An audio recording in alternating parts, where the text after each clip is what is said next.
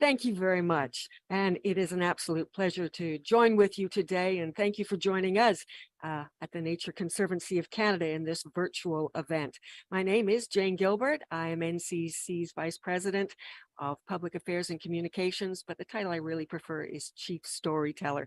I'm a nature lover through and through and excited to be part of this event today as your MC. Now, I'm speaking to you this morning from Southern Ontario and the traditional territory of the Huron-Wendat, the Haudenosaunee, the Mississaugas, and the territory covered by the Williams Treaty. But this is a virtual event. And the place we're talking about today is Bunchgrass Hills, and that's situated in the traditional territories of the Inquapamuk, the Sequapmuk, and the Seluk peoples. This area is steeped in rich history. It is home to many Indigenous peoples today. And we share in this announcement in a virtual environment. And as we do so, I invite you to take a moment to think about where you are situated and to just reflect on our collective responsibility for the stewardship of the land and the places where we live and work. Now, before we go on, a note to any media who may be joining us, there is a Zoom room set up for you, and we will try to take some time at the end of this event to open up for questions from media. If you are having trouble linking to that Zoom room, it was included in a media advisory yesterday, just reach out to us at the email address media@natureconservancy.ca. As they say, operators are standing by and we're here to help you. Thrilled to welcome you to this celebration of a truly exceptional conservation achievement in one of the most threatened landscapes in British Columbia, and that is the native grasslands. These dry, open spaces are few and far between, sometimes get second billing in a province that's more commonly known for its coastal areas, its forests, and its mountains. But that's not to say that grasslands don't play a hugely important role in the lives of species that live in those habitats or in the lives of people in the communities that surround grasslands. Joining us today to celebrate this latest conservation impact in BC's grasslands are leaders from NCC, from government, and from some of our wonderful partners. Today, we'll hear from Nancy Newhouse, who is NCC's Regional Vice President in British Columbia. We'll hear from Colin Ward, the Assistant Deputy Minister in BC's Ministry of Water, Land, and Resource Stewardship. The Honourable Stephen Guilbeault joins us via video. He is Canada's Minister of Environment and Climate Change. Dr. Wendy Gardner is with us. She's a grassland ecologist and professor at Thompson Rivers University. And a little later on, once we get around to media questions, we're pleased to be joined by BC Interior Program Manager for the Nature Conservancy of Canada, Daniel Cross. Well, we're here to celebrate a massive step forward in conservation, particularly in the grasslands in BC. So with that, I'm going to pass the microphone over to my colleague, Nancy Newhouse, who kind of has the headline news for us. Nancy? Well, thank you, Jane, and welcome. It's so great to be with you today. I'd really like to extend a special welcome to the many people that are tuning in who've been instrumental in the success of the project we're here to celebrate. We wouldn't be here today if it weren't for your support. In fact, it's thanks to partnership and collaboration that we're celebrating today the conservation of more than 6,100 hectares of thriving native grasslands south of Kamloops. We're calling this new conservation area Bunchgrass Hills in honor of the many grass species that define and sustain this landscape. But it's not just grasses. Bunchgrass Hills Conservation Area encompasses a truly impressive mosaic of grasslands, wetlands, and woodland habitats that will now be protected well into the future. This land is something you need to see to truly appreciate its scope, its beauty, and its importance. But since we can't take you all out to the grasslands today, we can, with the help of our Interior Program Director, Danielle Cross, bring the grasslands to you. To get an appreciation of the grasslands, you have to spend time in them. You have to spend time looking down and seeing all the different kinds of biodiversity. You have to look out and watch the sea of grass waving at you and see all the wildflowers it has to offer. And you definitely have to listen. This is Bunchgrass Hills Conservation Area, located south of Kamloops in the unceded traditional territories of the Inklakatma, the Secwepemc, and the Silt Nations. In BC, grasslands are sort of a hot spot for diversity. They're only 1% of the province, but they capture about 30% of BC's species at risk, which is really huge. We decided to call it Bunchgrass Hills Conservation Area to capture the vastness of the grasslands. For us, it speaks to how important the remaining intact grasslands in BC are. On this conservation area, there are over 100 hectares of wetlands, which is unusual in such a dry landscape, so that's a big deal for a lot of wildlife. Having more connectivity allows for more species to have all of the requirements they need during their life cycle to survive on the landscape. Bunchgrass Hills is exciting because it's large enough to have an impact. At 61 square kilometers, it means a lot for a lot of species at risk in the grasslands.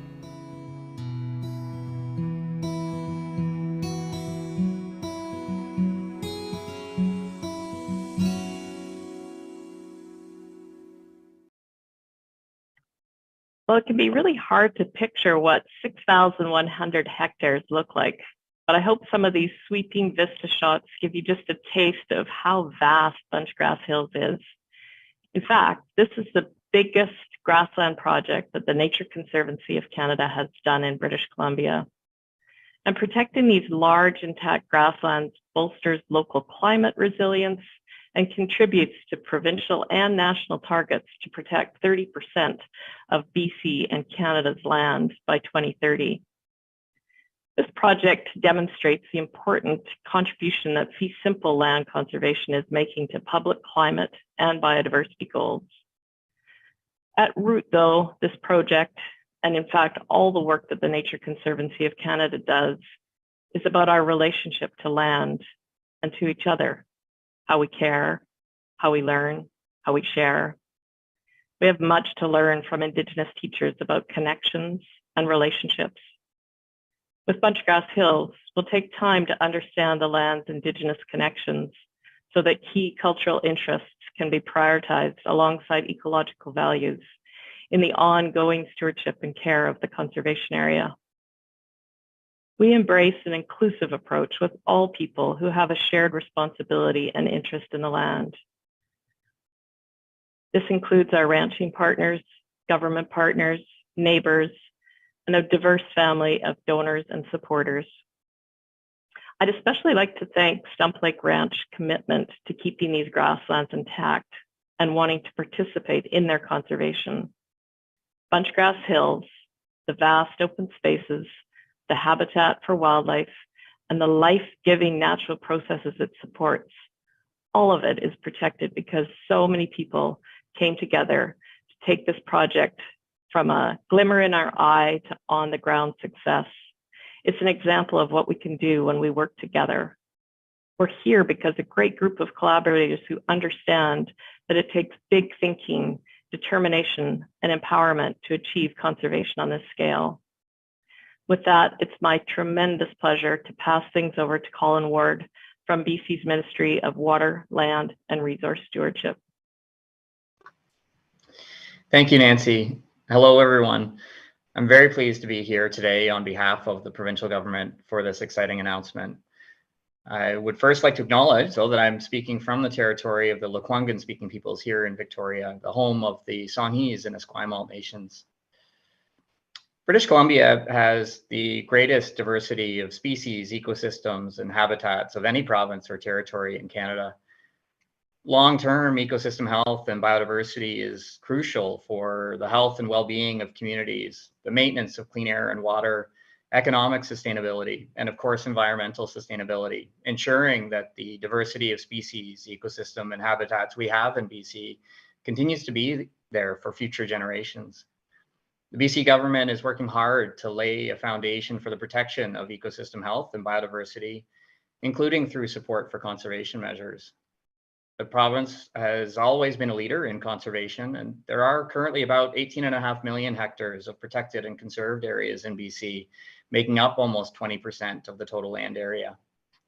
The government has also recognized the 30 by 30 target adopted at the United Nations Biodiversity Conference in Montreal last year. And we are working toward that goal and working toward conserving and protecting 30% of BC's land and marine areas by 2030. The Bunchgrass Hills project is a positive and very welcome contribution toward the achievement of that goal. These are important steps in the face of increasing demands on both the land base and coastal marine environments, but also in the face of dual challenges of biodiversity loss and climate change. Bunchgrass Hills is now a key component of ecosystem protection in the interior, which is fantastic as these rare grasslands include, as was mentioned, crucial habitat for species at risk. I applaud the hard work and leadership of the Nature Conservancy of Canada, its many supporters, and members of the local ranching community who helped make this day possible. It's a wonderful example of what can be achieved when governments and partners work together on projects that benefit the environment and all British Columbians. I look forward to learning more about what the Nature Conservancy of Canada intends to do in future to enhance stewardship of this area, including exploring partnerships with First Nations, in whose territory this area lies, and whose people have helped care for these lands since time immemorial. Once again, I offer my sincere congratulations to everyone who played a part in this grassland conservation project. And thank you very much for inviting me to join you as we celebrate this outstanding achievement. Well, thank you, Colin, for your kind words and for the government of British Columbia in its role in making this dream a reality. The government of Canada has also generously supported this project. And though he couldn't join us live for today's celebration, the Honorable Stephen Guilbeault, Minister of Environment and Climate Change, has sent in a video to share his thoughts on the impact of Bunchgrass Hills that'll have on conservation in Canada. Bonjour tout le monde et merci de m'avoir invité pour vous parler de cette annonce importante. Good morning everyone and thank you for inviting me to speak about this important announcement. Before we begin, I would like to acknowledge that I'm speaking to you from Ottawa on the unceded territory of the Algonquin and Anishinaabe people. We've paved paradise and put up a parking lot. These immortal words from songwriter Joni Mitchell tell us what's at stake. And I use these words to remind the world of the importance of preserving nature during last December's historic UN Biodiversity Conference in Montreal. La conservation de la nature a toujours occupé une grande place dans notre plan pour le Canada. Conserving nature has always been an important part of our plan for Canada. And in December, Canada helped broker the Kunming-Montreal Global Biodiversity Framework with 195 members of the United Nations Convention on Biological Diversity. Canada will continue to do our part to implement this historic agreement to safeguard the world's nature, halt and reverse biodiversity loss by 2030, to put nature on a path to recovery by 2050. Which brings us to today and why we're all here. Nature itself, in Canada and around the world, is under threat. That's why the Government of Canada is taking action. We understand that protecting and conserving nature is one of the most important steps we can take to curb biodiversity loss while also fighting climate change and advancing reconciliation. La nature est le dénominateur commun qui unit toutes ces causes de grande importance. Nature is the common thread that links these important causes together. Bunchgrass Hills is the traditional and unceded territory of the Secwepemc, Inglaka'pemc, Shishtuakum, and Shish nations. Projects like Bunchgrass Hills are essential, with over 6,000 hectares of ecologically important grassland within an important bird area and the dry interior priority place. It is important to protect these types of landscapes, especially when they're home to endangered species like the American badger. To help conserve Bunchgrass Hills, Environment and Climate Change Canada has provided the Nature Conservancy of Canada with almost $17 million in funding through the Canada Nature Fund. Through projects like this one, Canada is making great progress towards its goal of conserving a quarter of lands and oceans in Canada by 2025, working towards at least 30% of each by 2030. But we would not be where we are without partnerships with other governments, the private sector, Indigenous peoples, and local communities, and with organizations such as the NCC. The Government of Canada is proud of its long-standing relationship with the NCC and its work to conserve ecologically important land in British Columbia and across the country. Nous sommes très heureux de poursuivre nos partenariats et j'ai bien hâte de voir tout ce que nous pourrons encore réaliser tous et toutes ensemble. We're looking forward to continuing our partnership, and I can't wait to see how much more we can achieve working together. Thank you.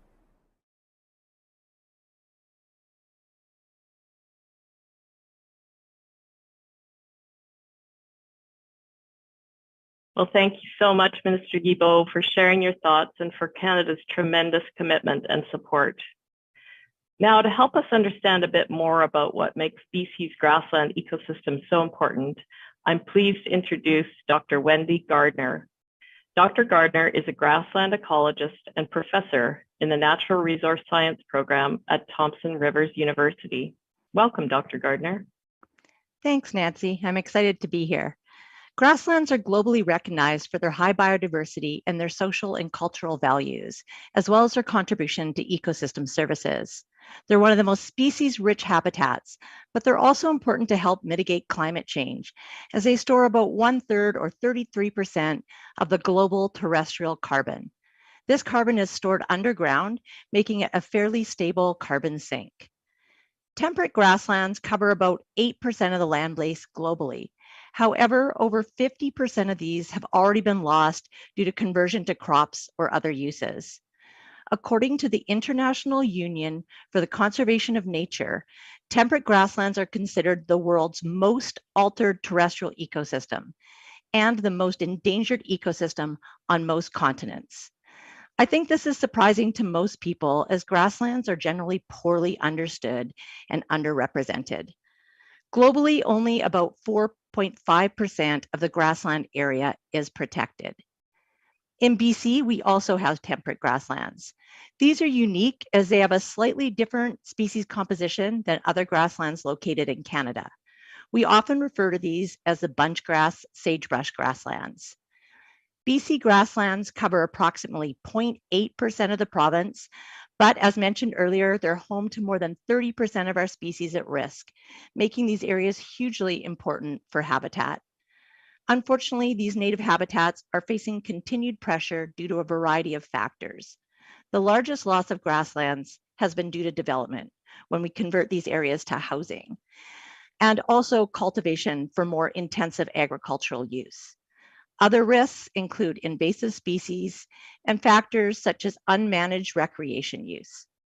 The good news is that here in BC, proportionally less of our grasslands have been lost than other grassland systems in Canada, which is an opportunity for us in terms of grassland conservation. These BC grassland ecosystems are important for biodiversity, habitat values, carbon sequestration, and much more. I'm very excited by the Nature Conservancy of Canada's Bunchgrass Hills project, as it's an incredible opportunity to conserve a large area of intact grasslands while still supporting cattle grazing and managed use. A big concern with these areas of private land is that they can be divided for development or cultivated, which results in the loss of grasslands and associated habitat, as well as releasing stored carbon back to the environment. I believe the Bunchgrass Hills project is a great move towards helping to conserve some of these unique, beautiful, and very important ecosystems. Well, thank you so much, Wendy. Conservation is a team project, and opportunities like Bunchgrass Hills don't come along every day. And when they do, NCC can only see them through thanks to the passion and kindness of many incredible people. We're really grateful to the Indigenous communities who've lived on and cared for these lands since time immemorial, and to all those who made Bunchgrass Hills a reality. And our NCC team, Stump Lake Ranch, the provincial and federal governments, and all of the foundation and individuals who dream big and take action. With that, I'll close the formal portion of today's event and hand things back to Jane, who will moderate the media question and answer period. Well, thanks so much, Nancy. And I particularly liked your comment at the end about thinking big and dreaming big. That's where the innovation rests, right? And that's how things get done. Joining our panel now will be Danielle Cross, who you saw in the video. She's our Interior Program Manager in BC and a subject matter expert on this particular conservation project and can answer questions on that. Media, I see there are people in the media room. Glad to have you there. If there's anybody else who's looking for access, pop a quick email out to us at media@natureconservancy.ca. I'll also remind you that if you're looking for one-on-one interviews following this virtual event, we're happy to set those up. Again, reach out to our email address, media@natureconservancy.ca. And the only thing, otherwise, I'll ask if you have a question, by all means, put your hand up, use the raise hand function in the Zoom call. We'll recognize you. And if I could ask you to state your name, your affiliation, and perhaps who you would like to address the question to, that will just help us to manage the process a little bit. So I am just going to switch over. And I believe Derek Penner, you have a question. Derek, can you hear us? Yeah, I just had to unmute there. I'm not sure who would address this, but in terms of managed use of the conservancy or protected area, what would managed use look like? Often there's concerns about parks or protected areas sort of being islands in development, surrounded by development. What would a managed use look like in this instance? And figure out who's going to answer that question. Derek, you're with the Vancouver Sun. Vancouver Sun, yes. Thank you, Derek from the Vancouver Sun. Who feels up to answering that question for us? I can step into that, and then if there's more details, maybe pass it to Danielle. But great question. We think a lot about how to create connectivity between conservation areas. And you mentioned sometimes you can get islands, and so when we look at the landscape, we think about how pieces can be connected, and that's why this particular project is so important. It's 4 different parcels, covers a large area, and actually connects with some of the other conservation areas that NCC has in the Nicola Valley. And in terms of the types of uses, we'd be looking at continuation of sustainable ranching. So we really believe that ranching and grassland conservation can go hand in hand with care and proper management. And so we're excited to continue in that way with a working landscape. Danielle, anything to add to that? I think Nancy really hit it. I think to build on the connectivity part, you could speak to the fact that the addition of this project brings the hectares that NCC's conserved in this one valley to over 10,000 hectares. So we are building a corridor, and between us, the community ranchers, and the Indigenous communities in this valley, we do have a huge opportunity to build a lot of connection here. Any other questions at this point? I had a follow up, Derek. Go ahead. Sorry, I was just sort of defaulting to some other formats. Question for Colin Ward. This is, sizable at 6,000 hectares, but it's not a sort of huge addition to the objective of getting 30% by 2030. Where is the province in terms of getting some fairly large or larger additions to the roster of protected areas? I know that the Taku River Clingit are sort of advocating for a really large protected area. Where are we with getting bigger additions? Yeah, great question. The important thing, and I think you touched on it a little bit in acknowledging Taku River Tlingit, but in working and pursuing the goal towards 30 by 30, there's a recognition that we have to do that work in partnership with First Nations on whose lands these kinds of impacts could take place. So those decisions to conserve or protect areas have obviously impacts to nations' rights, their ability to exercise their rights. And so the efforts and the work to move towards 30 by 30 will be something that emerges through our efforts to work with nations through things such as land use planning processes to be able to identify where we've got those that alignment of interest between nations and government to make those bigger strides towards 30 by 30. Thanks. Any further, Derek? I don't.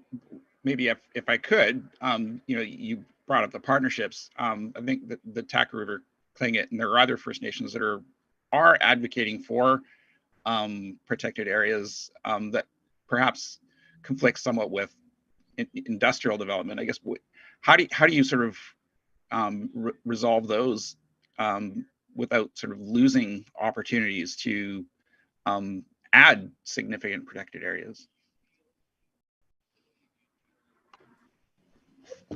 Yeah, there's, I think it speaks to the importance of process here. So, partnership is one part of it. And the land use planning processes that can be undertaken in partnership with nations are really important. And that's where you can collaboratively identify uses, engage more broadly as well, and really try to understand the implications and impacts that may occur. And so it's not something that can be sort of done unilaterally. There has to be this process element, and through the process, that's where you identify range of considerations and try to work together to manage those impacts. Thanks. Additional questions specifically about the Bunchgrass project? Please raise your hand. We have a few moments left. Not seeing any hands. So with that, I will bring this event to a close. Thank you all for your participation. A reminder to media, should you wish any one-on-one interviews or have any further questions, reach out to us at media@natureconservancy.ca. Thank you everyone for your participation. We're thrilled to be able to celebrate the launch of this project with you today. For more information about our work in British Columbia or elsewhere across the country, check out our website at natureconservancy.ca. And with that, I'll wish you all a great day. I hope you get a chance to spend some of it in nature. Take care. Bye-bye.